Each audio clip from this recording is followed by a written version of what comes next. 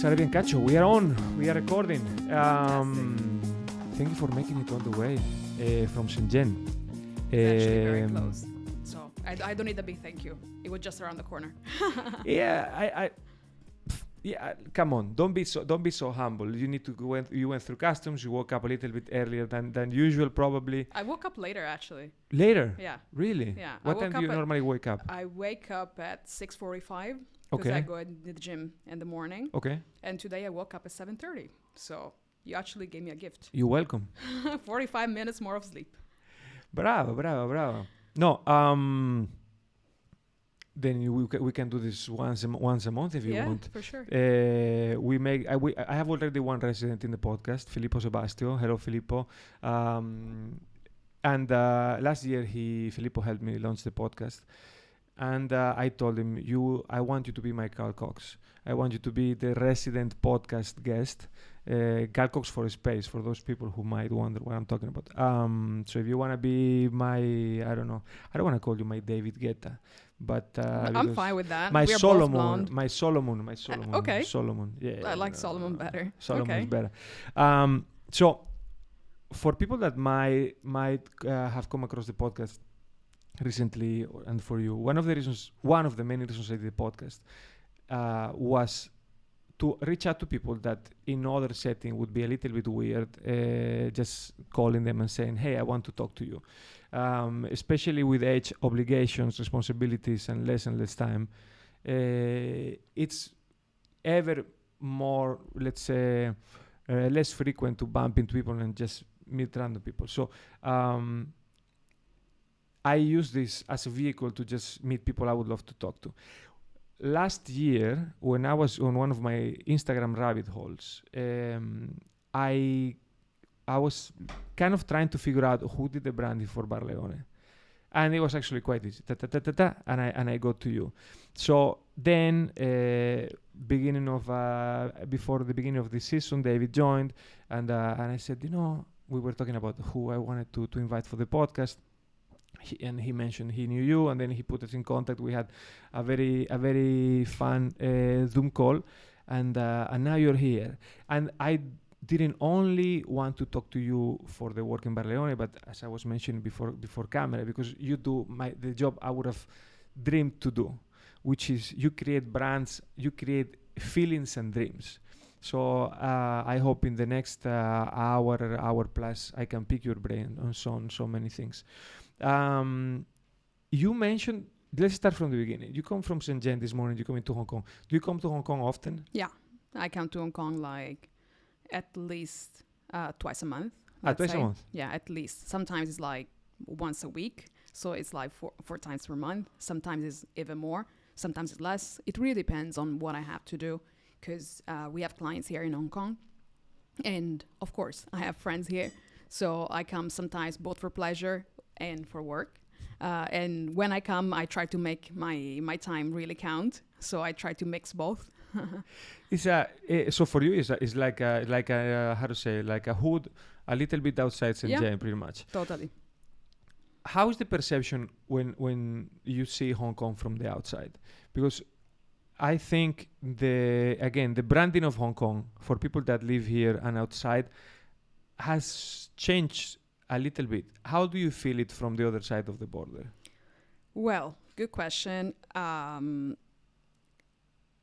would say, well, in general, I think like Hong Kong and China as a route, it's similar yet different. Mm-hmm. Hong Kong and mainland China, it's similar yet different in a way that for sure you can find common elements, especially in the South China. You can find certain aesthetic of the buildings, especially in the city of Shenzhen, close to the border. You would see many buildings and many aesthetics that are very similar to Hong Kong, because the cities are kissing each other. So in this thing, they are extremely similar. Of course, there is the history that talks. So all the layers that the population have been through, all the culture that have been experiencing, brought a new wave of aesthetics to the city, a new layer of depth that is harder to find in mainland China. So in this sense, like, let's say Hong Kong is more international. I know it's a cliche, but it's actually true. You could see much more international things here, more international branding rather than in mainland China. Do you still feel it? Do you feel like Hong Kong is still that international city, or you feel it a little bit more mainland Chinese? It is. I know that due to the recent event, Hong Kong probably has been different than before. But in general, if you live in mainland China and you come here, you will still see a lot of difference. Yeah. I'm not talking about deeper levels. Yes. I'm just talking about aesthetic, design, variety of entertainment, variety of dining. Yeah. Yeah. No, I mean, I, of course, 100% I agree with what you said. I actually look at the cities from, let's say, the vibe that people give me.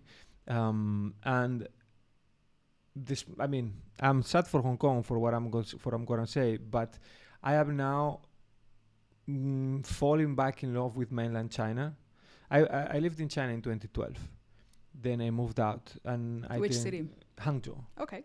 And for me, that was El Dorado.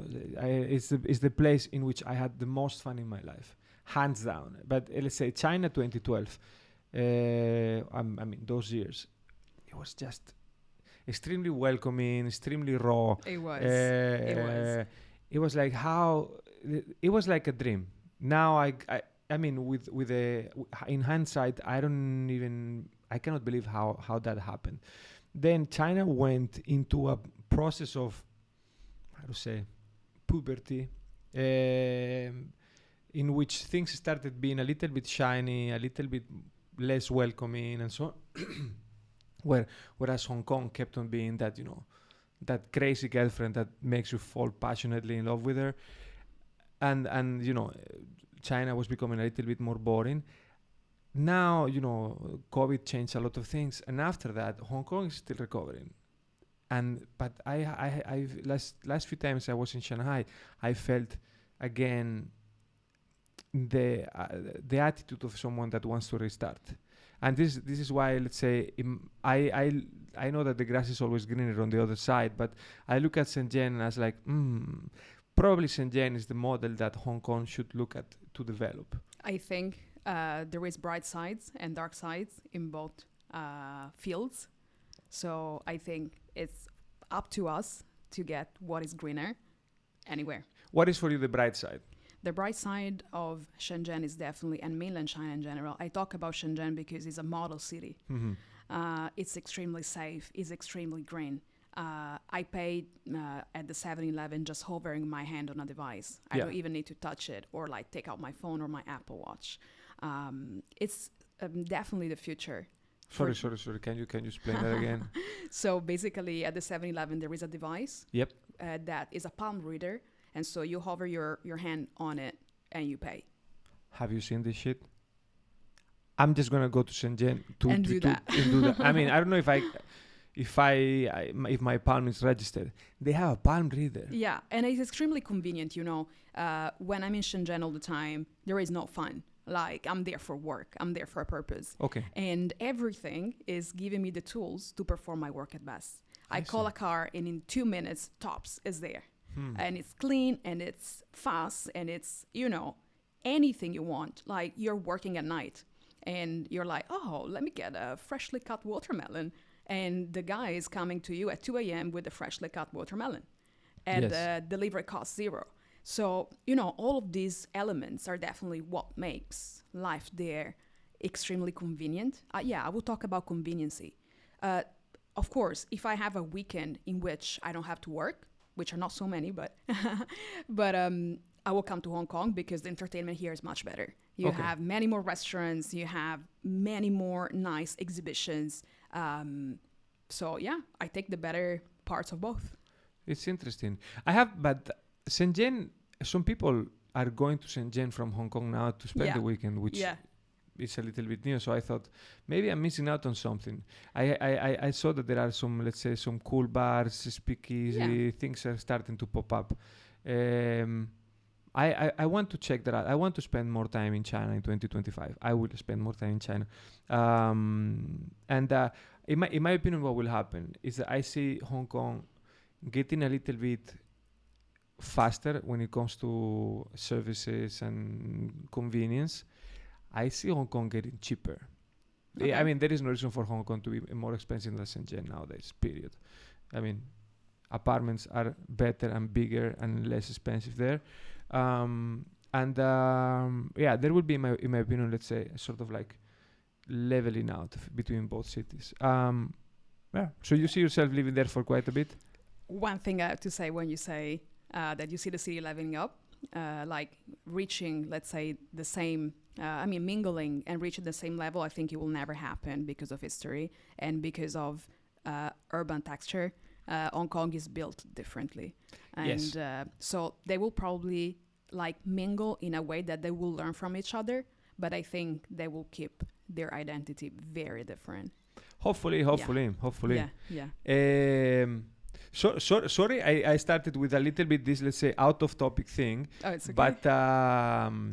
But I am very interested because I ask myself now with the exodus that Hong Kong is suffering of expats. Sometimes I think, should I stay or should I go? And if I go, should I stay or exactly. should I go? Exactly.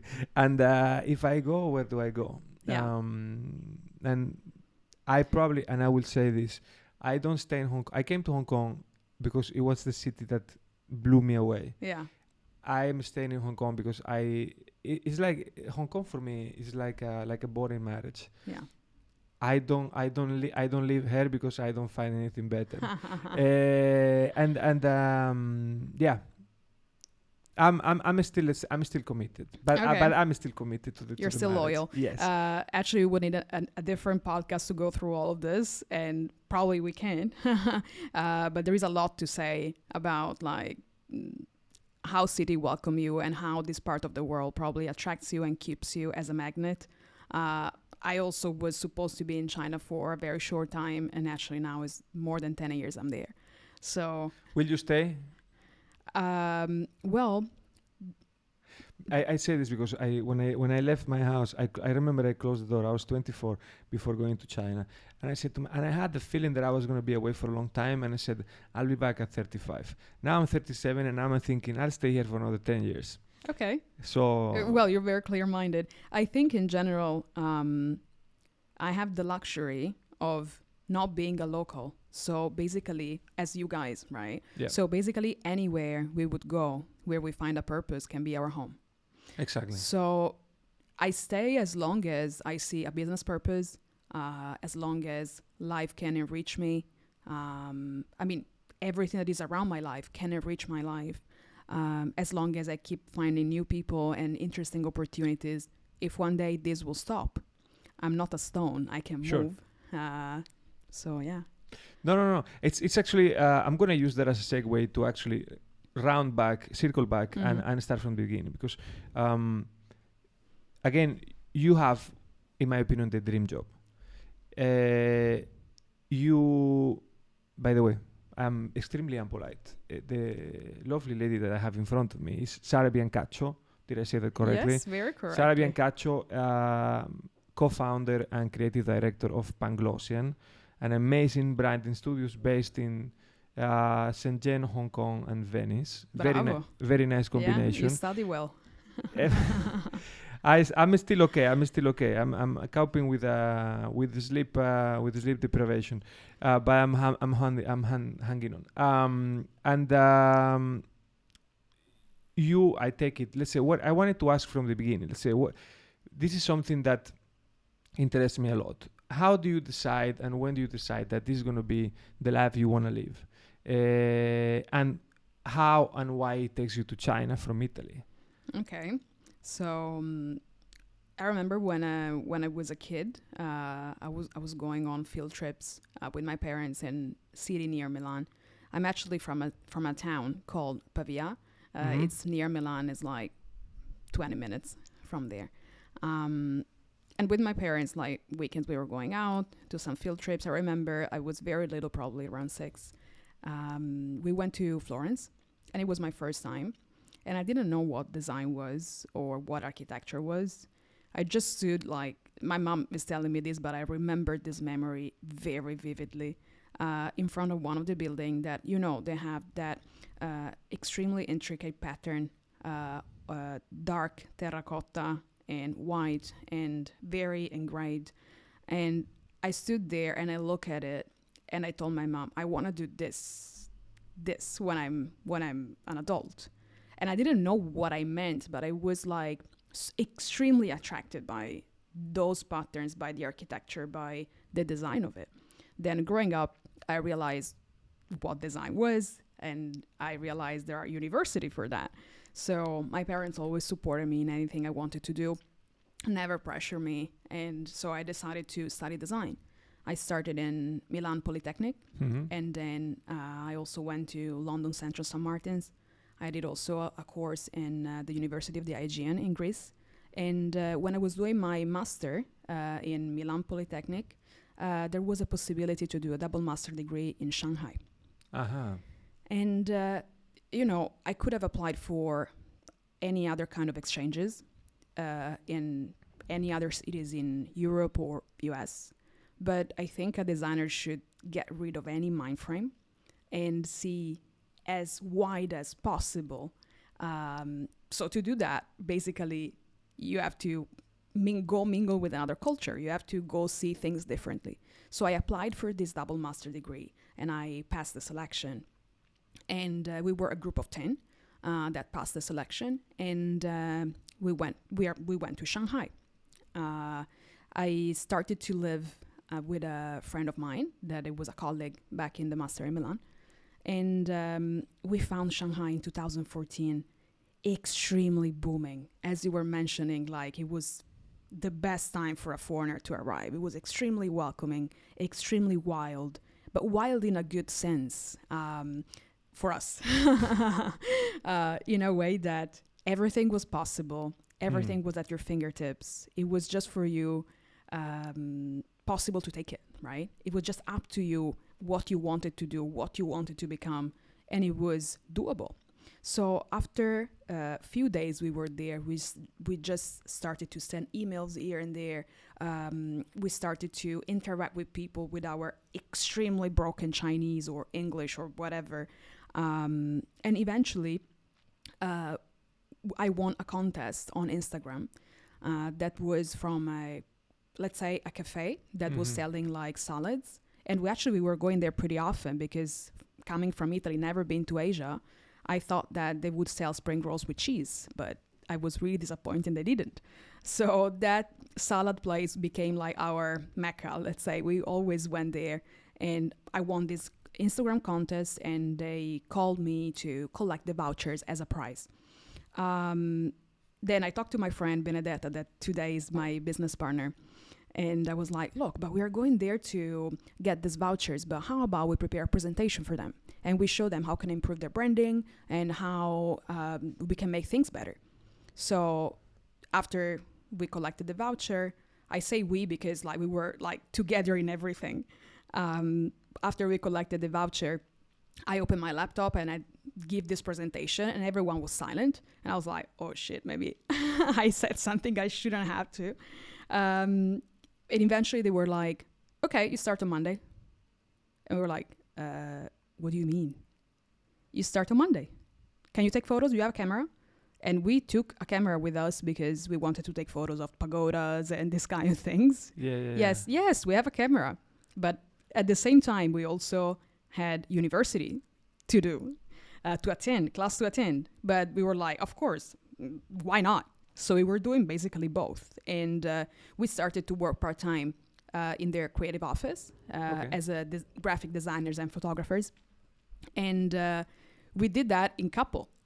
So although I was referring to them and I was telling them about this presentation, I was pitching them this presentation, but I sold us as a duo. So they hired us both, and we were, taking care of this project, and we were publishing with them a journal that was distributed in every cafe. And there was our little name on the back cover, like graphic design and photography. So many people started to call us to do freelancing jobs.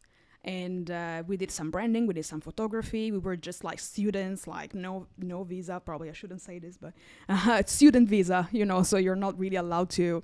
I think it prescribed. Don't worry. And I will confess. When when you do the water break, that was what I mean by El Dorado in China. Yeah. That you could do a lot of things. Yeah. If you had an idea, you can put it in place. I remember I organized a 3x3 basketball tournament with two friends in Hangzhou, and we had this business plan to bring Chinese kids to Spain to do basketball and football with Barcelona, Madrid, and so on. Then at that time it didn't happen, but then now my friend Xavi Terren, I love you. Now he's doing it and he's having a lot of success. So people are calling you now. Suddenly offers are flowing. Yeah, offers are flowing. The university demands us to be there to attend classes, and it was like a very fun period. The turning point came when there was this journalist from Vogue magazine in Italy that saw our Instagram, and at that time not many people were using Instagram in Shanghai, and she found our photos and she was like, "Oh, I'm coming to for a tour in Shanghai to write an article about the city and the architecture. You girls seem cool. Would you take me around to show me some architecture?" And we were like, "Sure." So we hung out with her for a couple of days, show her some architectural stuff and whatever. And then eventually she was like, "Oh, but I want to talk about you two as well. How can I call you?"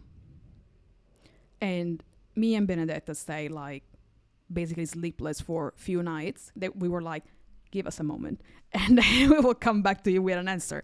We never thought of actually setting a studio or formalize the thing. Then we came up with the name Panglossian, which means optimistic, blindly optimistic, from a novel from Voltaire. Okay. The novel is called Candid, and there was this Professor Pangloss, that was teaching his student how to be optimistic. And that was us. We were extremely optimistic. We were faithful for the future and extremely daring in everything we were doing. So Panglossian was born. Nice. I love the name. It was one of the questions I wanted to ask you. And it was Benedetta and you. Yeah. And you've been together all this time? Yeah. Still now? Yeah. She is based in? Venice. Beautiful. Venice. There is a lot of connection between this office and Venice. On that note, I have a question before we get into projects and details and technical. What is the secret to work with friends and still be friends? I think with her, for example, we always had a massive amount of respect for each other. Mm-hmm. And trust.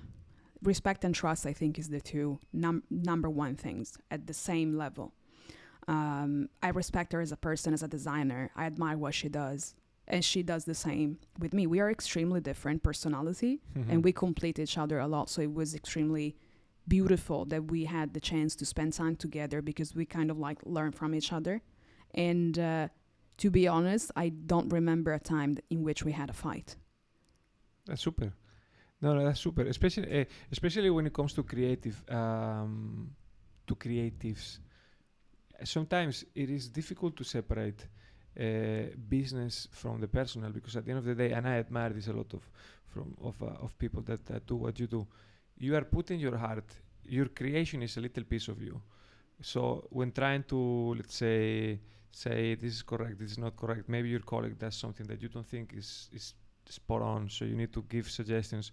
You need to maneuver in a very careful way. Otherwise, people tend to be a little bit defensive, and I understand what they are. How do you get around this type of situations? I think in general, the comments that your partner or other people, even clients, they will give on a design, let's say, they're technical. So they're not personal. Although, like, I breathe design, but I would isolate the problem towards what actually is. The font is too thick. the font is too thick. It doesn't say I'm an ugly person, right? Yes. So I tend to isolate the design for the design, the creative process for the creative process. And to be honest, any comment that is said can, open my mind towards something that maybe I didn't think before.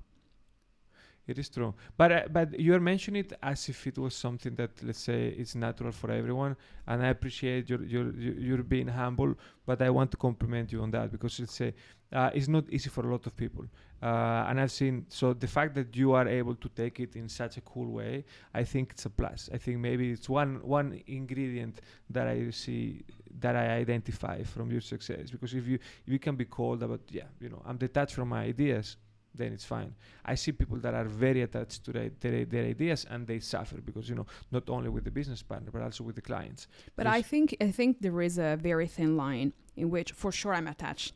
I'm extremely attached. But also, it's a way of, there is a good attachment and a bad attachment. Mm-hmm. A good attachment is when basically like you really put your soul in it, and that thing extremely represent the project that you're going to do. There is an attachment that is bad in the sort of, if they don't pick what you did, you get sad, or if they criticize, you get sad.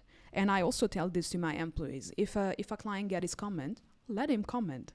He has the right to comment. Yes. He doesn't have the right to disrespect us, but he has the right to comment our work, and we can learn from that. So I think in general, designers embody design. So for sure we have attachment, but there is ways and ways. Sure. And how do you manage the following situation, which I think is very common? So there is a subjective part that you believe in your heart that is going to work or not, and you like better, you like worse, but there is, let's say, technical solution that it's proven, it's almost empirical, that is better. And you put in front of the client, and the client, which is totally uneducated. And by the way, clients are not always right and are very often wrong. Sorry. How do you manage that situation? Because, for example, in my past life, I consider myself, I see myself as a 70-year-old, so I don't care about anything. But before, I used to get a little bit rattled, because it's like, just let me do what you pay me to do. How do you feel in those situations? It really changed across the years. Right now, I think we have the luxury, or at least we try, to pick the client that trusts us for the service we offer. And when this happens, it's amazing, because when they have certain doubts or choices to make, they're asking for your opinion. What do you think is better? What do you think? You gave me 3 logo options. Which one do you prefer? Which one do you think is better? So in this regard, I think we are in a good spot at the moment, because all the clients that we are surrounded with, luckily, trust us. And it's very rare that we have a situation in which like the client is trying to make his idea prevail, or like asking for something nonsense. But this was happening a lot at the beginning, because we didn't have enough, tough skin to, or a shield to be able to say, we're solid, we've done so many projects, and so you need to trust us. Of course, when you just start, you don't have the credentials. Yes. So it's easier for someone to criticize, and you often take it personally because you doubt the level of what you did. You doubt yourself. Yeah. But I think it goes along with age as well. Let's say credentials and age in this way used, let's say, as a synonym. I even myself, at the end of the day, when you're going to a client and you say, look, this is how I would do these things. When you are 25, 27, 28, 29, people look at you like, then you get married and they look at you a little bit better. This is something very weird. David, you will feel amazing when you get married. He's getting married very soon. Ooh, congrats. Sorry, maybe I shouldn't say that. You can actually delete it if you don't like the publicity. When I got married and I put the ring, I noticed a different level of respect. Like, I swear to God, when I had my first kid, I noticed like a step up. And I'm like, really? and I think they see that I shave because I'm getting bald, so it's like okay, Yeah, you said you're 70. You look good to be 70. I wish I get to 70 this way. No, it's interesting. I always like to ask about this personal view on a profession or an activity, because these are the things that people don't talk about normally. But I don't want to forget about the main topic, how I got to know you, which was your actual work.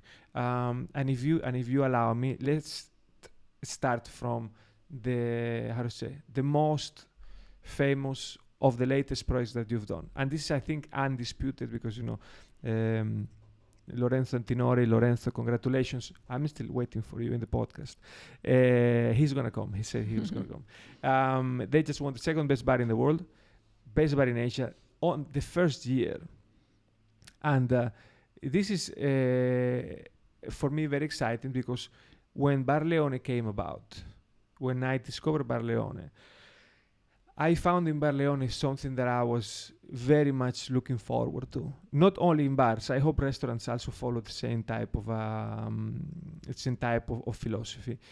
I was feeling that restaurants, bars, hotels, and so on, they were becoming a little bit too much fluffy, a little bit too much nonsense around things, and I was missing. I'm Spanish.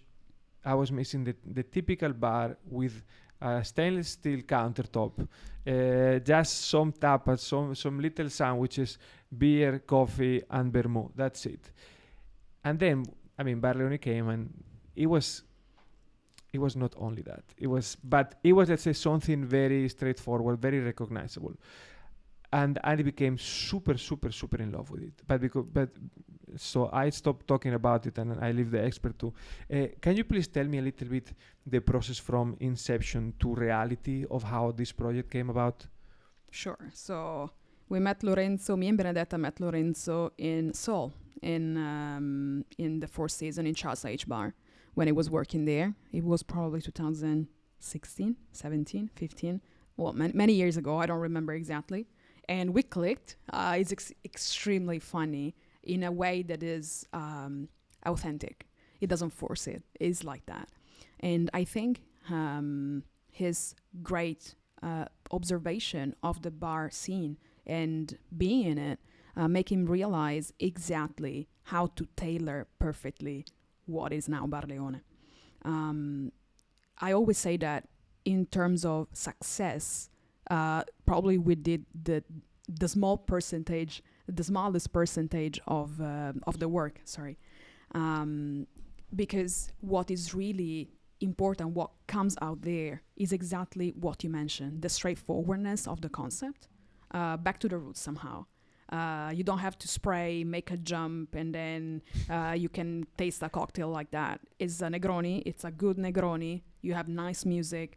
There is like several touch points that are done well. All the senses are involved. When you enter, there is the right lighting. And kudos to Tiffany that did a great interior design. Also, you have an amazing atmosphere. Like, it's cozy. It's not too big. It's the right size to make you feel welcome. There is amazing drinks. There is amazing cocktails. Amazing logo, obviously. But that comes at last. That goes on the line of the concept and doesn't take the scene too much. It just aligns, every element together build what is now a successful bar. And I'm happy that eventually all the elements align very well, and people recognize that. What is the briefing at the beginning? Let's say, what do you talk about when you have that conversation in Seoul? In Seoul we still didn't talk about Bar Leone.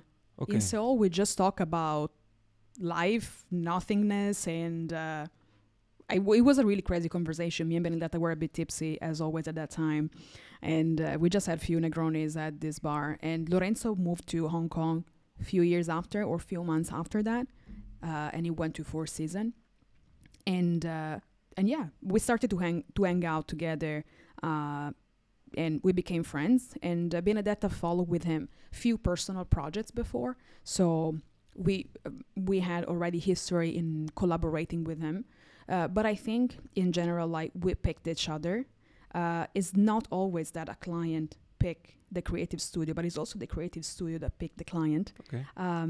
It's a conversation, and I think him knowing that him meeting us in a bar, he knows that we like bars. Yeah. So you wouldn't trust a designer that is the whole day in a white box that doesn't have a clue on how a Negroni tastes. Yes. You need a designer who is out there, and when he shuts his laptop, is a person that loves this atmosphere. Mhm. He is aware, right? So in this sense, I think he trusted us also for our preferences in life, right? The initial brief came a bit before. I don't want to say dates that are not correct, but so Bar Leone opened last year, probably was the year before. Okay. 2022. Yeah, I think so. So I said the date, so if it's wrong, it's my fault. Okay, fantastic. But well, way before the opening, obviously. And he wanted to create a normal bar. Okay. What you were referring to previously, something that where you feel comfortable, straightforward thing, just a counter, nice food, few drinks, that's it. He wanted to recreate a bar that you find in Italian we call it bar, but actually it's a cafe, kind of like cafe bar that you can find in an alley behind a train station in a very small town in Italy. So it's something extremely like, so humble, so underrated, so normal, but like the extraordinary normal. I think Italy has this power of celebrating culture in a very effortless way. Yes. And it's beautiful how, with the help of Lorenzo, he gave us the platform to create this here. And of course, again, with the interior design, everything like went into the right position. Also, he's from Rome. So he really liked Rome Football Club, and the colors are an inspiration from that palette.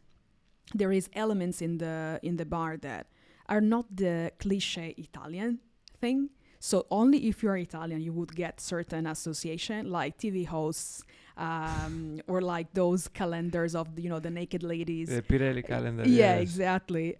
Is extremely funny and extremely authentic. It's authentic, but in my opinion, in an ironic way.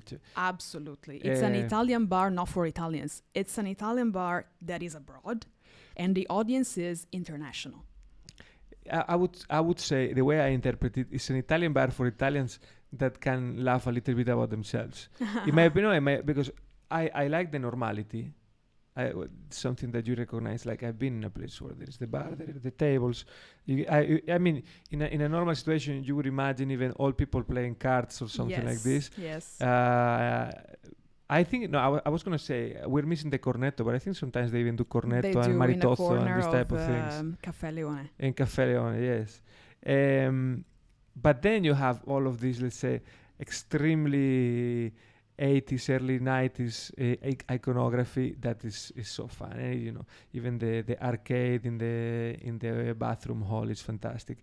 So I think when there is a lot of there is a little criticism of Bar Leone, saying this is not an Italian bar. But of course, I always judge people based on that comment. When someone says it's like, okay, now I know we're not going to hang out because you don't have a sense of humor. It's a little bit like Trattoria Felino, which I have a very important question to ask you after this. There is a little bit of irony in both things. And again, as you said, you're catering to an international audience. Now this audience has grown very big. How do you think an Asian, let's say, customer experiences and interprets Bar Leone? Have you ever thought about this? Very interesting. We just try to be extremely simple and straightforward, and with an Italian heart and with a global mind in any element of the branding. I'm not sure how a local person would feel when they go to Bar Leone, but I would say there is a difference in between the locals. There is the locals that have been like traveling a lot, and they are extremely aware of the references in the world, and the ones that are not, that maybe like go to Bar Leone now just because it made it to the ranking. Yes. So probably the perception from these two kind of people is extremely different. So I cannot answer this question. Probably we should ask someone local. Yeah, no. So I don't even know how to answer it myself. I'm curious about how Hong Kongers, or let's say Japanese or whoever comes, they how they see at signs like the Sali Tabaki, which is fantastic. By the way, great type whoever designed the Sali Tabaki. Yes. You had a very very right choice of type. How do they see these things and how do they experience it? Even let's say coming to the more detailed elements of the branding, the logo and so on. When I was watching the material that is published online, I realized that as much as it looks traditional, it's not straightforward. Because, for example, the type that you chose for Bar Leone is very traditional, typical bars. I think you could even take it back to 50s, 60s, long time ago. A little bit of this fascist type. Not fascist, it's post-fascist. Yeah. And then the logo is typical iconography of Rome, a little bit, let's say, naughty interpretation on Roman symbols. What was shocking to me when I was looking in detail is that you propose several types of the logo and then you use them. And that's the brilliancy, because I didn't notice when I was in the bar because everything was blended together. But then when you look, the elements are totally different. Notice. No, and I love it. Let's say, was this something made on purpose? Yes. Was this a cost toy? Yes. Were you sure it was going to work? So, we're never sure, but we have highly chances that we think it can work. So basically, the logo design is custom made. We didn't choose a typography, but we custom made it, studying the old Italian signatures, understand how like the bar text was, unfolded in different application in Italy. And of course, being Italian definitely helped because we grew up with that. And the different lions actually comes with different applications. In the drinks menu, you see the lion holding the martinis. And that's also the logo that we use when you have a guest shift, when Lorenzo Bar Leone goes somewhere else. Mm-hmm. So the lion is moving the martini somewhere else. Then you have a lion with an open mouth that is hungry. The one with the tongue, yes. That is showcased in the food menu. Then you have the lion holding a martini, and this is the one on the napkins. So everything is like... I love the fact that you mentioned that you didn't notice, because it seems the system was working really well. But actually, there is a little bit of a purpose on everything. Purpose, yes. No, bravi, because let's say from a very classic iconography, or let's say classic code, you made a dynamic branding that, again, it works. I had here Adrian Battisby, the vice president of interior design of Winter Resorts, at the end of last season. I said something that I've heard many other times: design is good when you don't notice. Yes. So in this case, it was spot on. I think, look, again, I mentioned it before, with all of my biggest compliments, I think the branding is one of the key elements of the success of Bar Leone. Of course, a little. It's one of the pillars. Of course, there is the idea, the conception of Lorenzo. Yeah. It's his personality, and also there is a big part of how the bar has implemented the marketing strategy. There are also elements, for example, that it took me completely by surprise when I saw Bar Leone and Shake Shack. In fact, I posted it saying genius on my Instagram, and I'm normally not publicly complimentary to people I don't know, but it was so brilliant. And I never fall for this type of offers of Shake Shack, also because David is gonna reveal my belly size here. But I went and I tried the shake, and it fucking worked. It was brilliant. Can you tell me a little bit, because I will ask Lorenzo when he comes, but I'm very curious of knowing how that collaboration came about. I don't have the details about this because they approached Lorenzo first. And they approached Lorenzo? Yeah. Wow. I mean, And that was again, and I that don't want to say something not right, but I think they approached Lorenzo, was not Lorenzo approaching them. and But that- you and can that wa- double check with him when no, it I comes. will double check with him for sure. But and that was before he won Best Bar in Asia. Yeah. Because Yeah. Was before. And so basically, like, it came to us with a brief, like, okay, guys, we're having this. How can we make it work? And what we usually, when you have a cross branding and the other brand is extremely cemented in terms of like identity all over the world, you don't have much freedom. So let's say branding wise, it was not the funniest thing to do, because basically you have to respect a lot of guidelines. And of course, I wanted to defend Bar Leone to don't like adapt it too much to the other brand book, but also we had to respect the other brand book and the other image. So eventually we tried to do something extremely plain. The lion, instead of holding martinis, were holding shakes. And that was the most creative touch, I would say. And the rest was basically like just placing the logo together and having the merch that was merging the color of Bar Leone and Shake Shack. Do you like these challenges of designing with a lot of restrictions, or you prefer to have, let's say, a blank sheet? It really depends. It Because- really depends. Because I like restrictions, Okay. because it forces you to be. I think, I don't know. Results are normally better when you have maybe a limited number of Yeah. variables. Well, it really depends. Like when we work with big hotels, let's say, of course, you have to respect their identity. They have a room for creativity. And in that case, it's absolutely working because, of course, for example, we are working with the Capella Hotel in Bangkok, which is the #1 hotel in the world, with Rosewood Hotel Hong Kong, which is the #3 in the world. Of course, their standard is very high. You cannot do something like Bar Leone, let's say, in an Sure. establishment like that.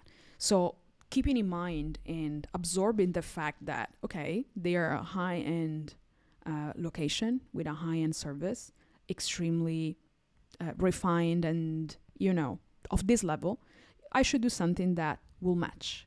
I think this is just the premise. And then they give us quite of a freedom. And I always try to give them different option. One crazy, let's say crazy within something they can accept, but a bit crazier. And then the other two more safe. And highly likely they're picking the craziest one. Oh, really? I thought you were Yes. just anchoring, like when you quote something and you quote extremely high price and then you do a 30% discount, and then that's the price you really wanted to have. So they go for the crazy one. Yes. Nice. Yes, that happened already. Because, nowadays, this establishment, they want to walk away a little from the normalcy and just boring high-end. They want to do something a little bit more special to attract also people that are going to their bars as a resident. I mean, as a local, people that Yes. live in the city and just go to the bar instead of just the patrons that staying at the hotel and just go down for a drink. And I think this is a trend that... it's really on spot now, because the bar of the hotel is not only populated by the people who are staying in the hotel. You go there, Sure. even if you're not sleeping there. And so they want to attract the most people as they can, of course, within their target. But in cities like Bangkok, Hong Kong, where you have an array of bars that is unbelievable, how could you make it more attractive while staying in the line of the guidelines of the hotel? So it's something in between, let's say. Mm-hmm. No, it's super, super, super interesting. Another work that I was trying to get familiar with you, with Panglossian, and so this was the perfect excuse for me to finally get to go to Trattoria Felino Okay. last Thursday, and Did you like it? I loved it. I think I ordered Too much? No, because I'm really, really, really trying to become little Fernando again. I was big Fernando a month and a half ago, but I ordered what was it? Tubetti with squid, Yeah. which is there is something about that sauce, and I like to cook, and I believe I know how to reproduce a lot of things, but there is some ingredient in that sauce that I don't know what it is, and I want to ask them. And I had the chicken, which is Fantastic. no, but I was licking my Finger fingers. You licking. cannot imagine. But there was something that bothered me. What bothered you? I left the bar with one question. I didn't ask them because I knew I was going to speak with you. Maybe it's a totally wrong interpretation. Whose hand is the one that the Felino has in the mouth? Okay, a bit background. Marcello I think is from Napoli, or surroundings. I think is from Napoli though. But in that area, people are very superstitious. And when they want to let the bad luck go away, they do like this. They do okay. When you see a black cat, according to the local culture, it means it's gonna bring you bad luck. So the people, when they see a black cat, they're like, go away, don't bring me the bad luck. And the logo is kind of a parody. The black cat is taking the hand himself, like, yo, I'm not gonna bring you any bad luck. I'm taking the bad luck away myself.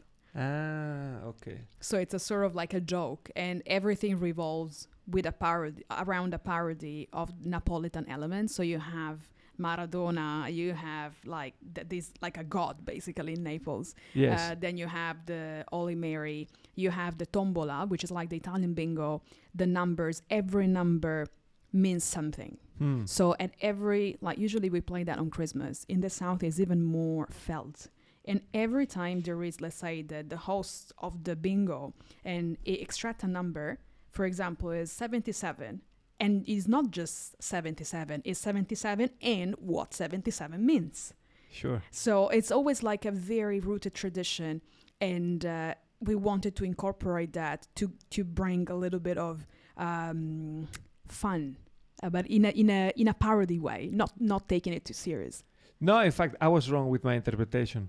Because I saw Maradona and I saw the hand and I said, it's the hand of God. That's a nice interpretation, actually. I don't know. I like it. And it's actually one very good excuse for me to put in the queue, è stata la mano di Dio. It was the hand of God. I don't know the name in English, which is, in my opinion, the best 20 minutes of a film in cinema history. Then the movie gets a little bit too slow to watch it several times. But the first 20 minutes of that movie, have you watched it? No. You haven't watched it? No, I don't think so. Or maybe like I have a cloud memory. No. Maybe I watched it. You would have remembered. No. You would have remembered. No, I'm sure my husband would say, of course we watch it. And then I'm like, oh, really? I mean, if you haven't watched it. The hand of God. No, so I think maybe I watched. I describe one scene. You have this. Let's say, grandmother in a villa outside of Napoli. No, yes, I watch it. Eating the mozzarella. Yeah, I watch it. I watch it. Exactly. But I'm just so bad with movies. Like I watch it and then I put them on cloud. Like I don't need them anymore. Okay. So I don't remember it when you say. But then I'm downloading now, and I remember I watch it. Okay, so now this reveals a little bit of me. Because I went to Trattoria Felino and I had this interpretation, I went home and I said, I need to watch the movie again. Okay. I go into these spirals of very crazy thoughts. And David, have you watched it? You haven't watched it? Brother, I'm going to... by the way, if you want to come for dinner, I'll tell you later. When you come for dinner in December, I'm going to put it in the background. It's just an amazing movie. Yeah, it is. It is very. It's how to say spaccato of a reality. Yes, I think it's very real. To be honest, it's very real. I love Napoli. I don't think you can go too many times to Napoli. It's just amazing city, as well as Trattoria Felino. So just please.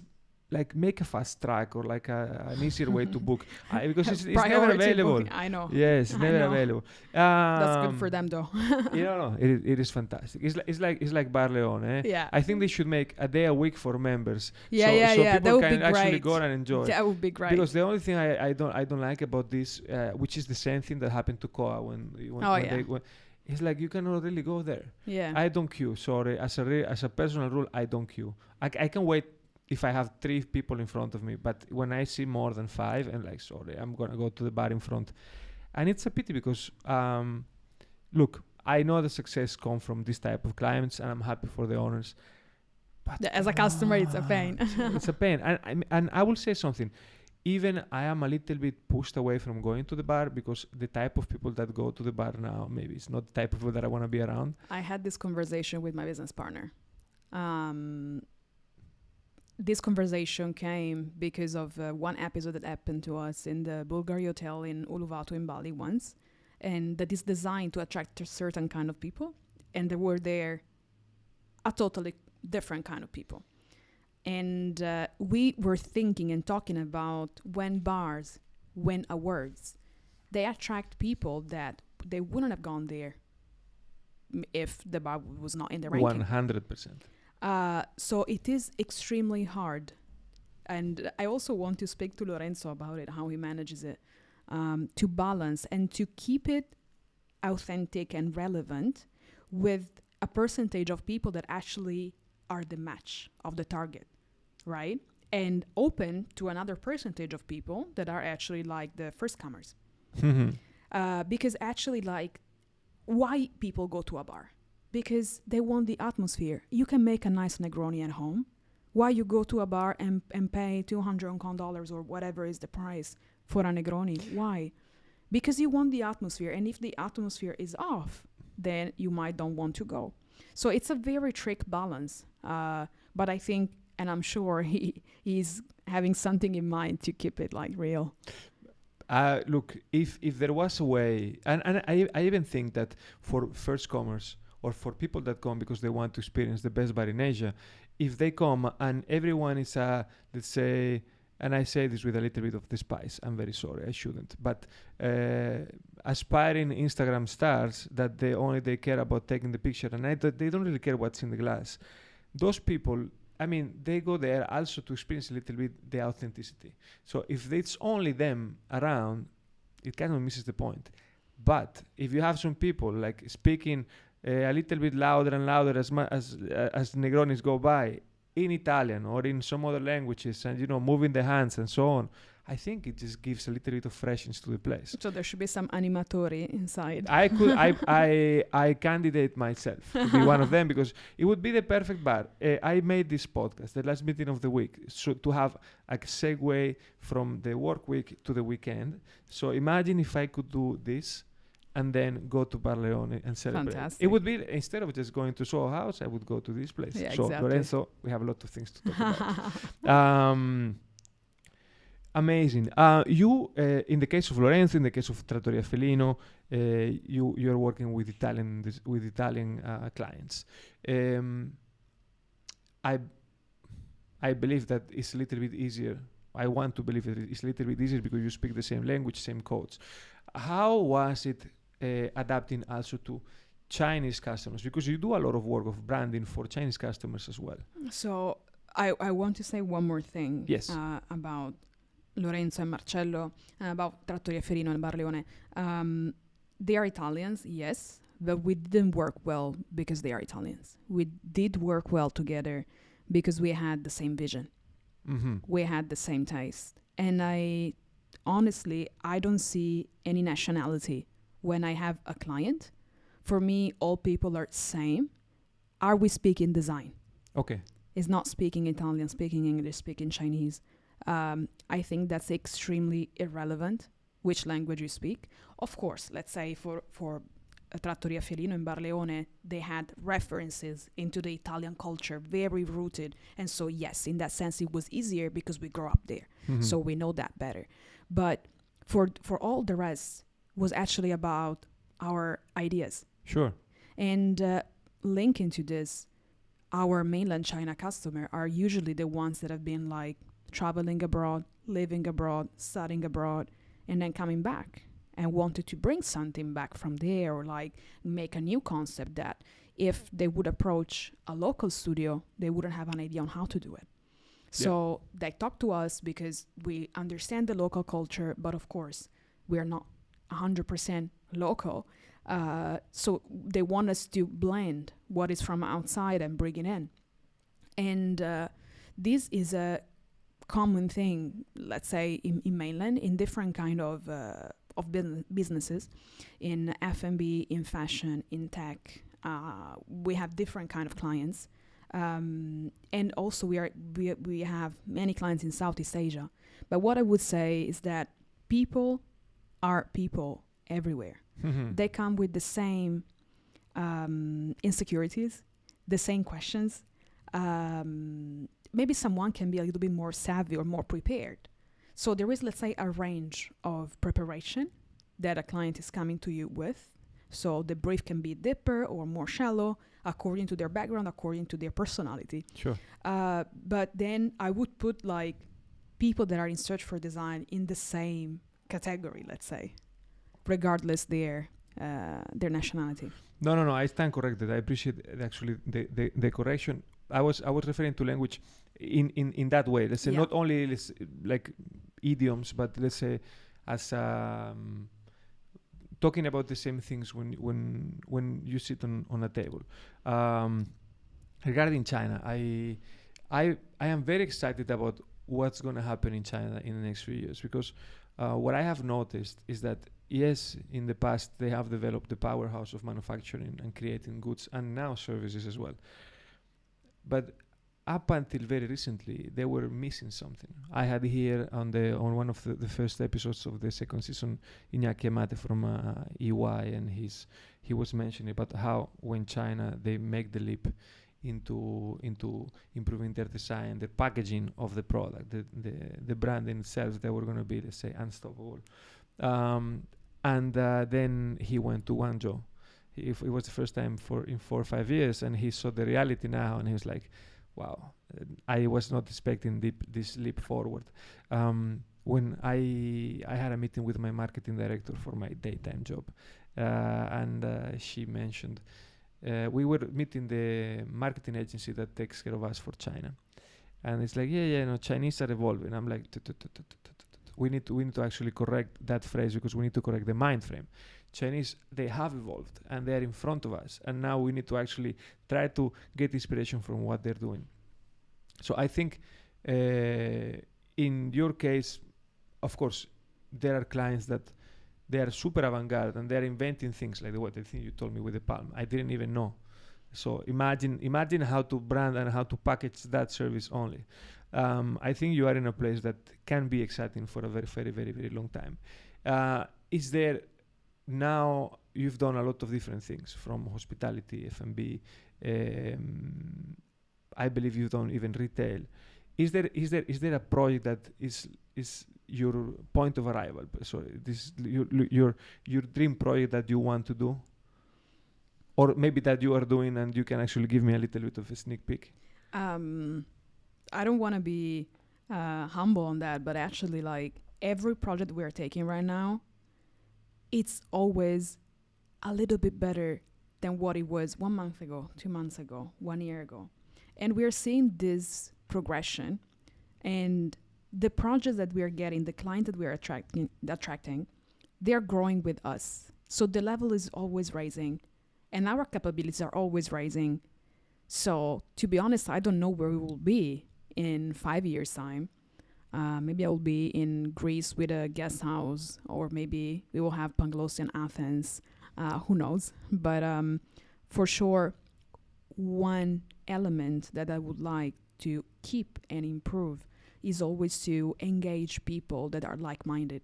Mm-hmm. Attract people that understand, respect, and trust our process. Attract people that are on the same wavelength, that are citizens of the world. And anytime for me is a challenge. Anytime I deeply fall in love with projects, whether it is because you spend incredible amount of time and you can never turn your brain off. Even when you try to go sleep, you think about how a thing can develop. And if you don't like it, don't take it. It's crazy, because like, you're gonna have to deal with it for the next few months. Yeah. So I don't want to deal with something I don't like. So usually, like, luckily, recently, everything that we take, I love it. So it's way easier for me to give my best to it. So let's say in the future, I hope that this direction gets better and better. I think it will. I get the vibe. I don't have a lot of talents, but I can read people, and maybe not, let's say, super defined letters and words, but in energy, and I think you're going to continue having a lot of fun. This is my diagnosis as the people doctor. And I have a last question for you, because this was we said it, I think we mentioned it off camera. This was your first podcast. Yes. How did it feel? Normal. Easy. Yeah. Normal. Bravo. I did several talks in front of people, but never a podcast. But I mean, you're extremely easy to talk to, so. Thank you very much. I try my best, even though I feel already sleep deprived before having a kid. I don't know. I think so. The little beast is gonna come Soon. Anytime. Yesterday the doctor told us you are due anytime. Now, so yeah, so I will tell you in a week what's gonna happen. Okay. But I'm very much looking forward to it. Amazing. Now I'm getting into the idea of screaming and yelling and a new life. So I'm happy. Sara, it's been super nice talking to you. Thank you. And again, Likewise. if you wanna be my Solomon and come here anytime, this is your house. I can. Can I play?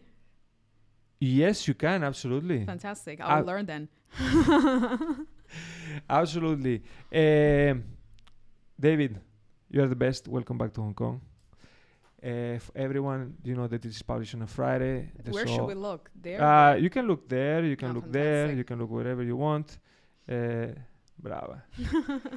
No, you need to tell me. No, before we... you'll tell me after we wrap up. I have a very important question I skipped and I want to ask you. But I will ask it selfishly off camera. Okay. No Patreon, no subscriber, special content. That's secret. You, instead of doing more content, go enjoy the weekend, have drinks, queue at Bar Leone, book for Trattoria Felino 2 weeks from now, because it's so popular you cannot book right away. And book for a service at Panglossian studio. And if you are cool, but they need to be cool people. Yeah, absolutely. And if you are cool and but you I mean, have a Fernando, nice project. if they are listening to this podcast, of course they're cool.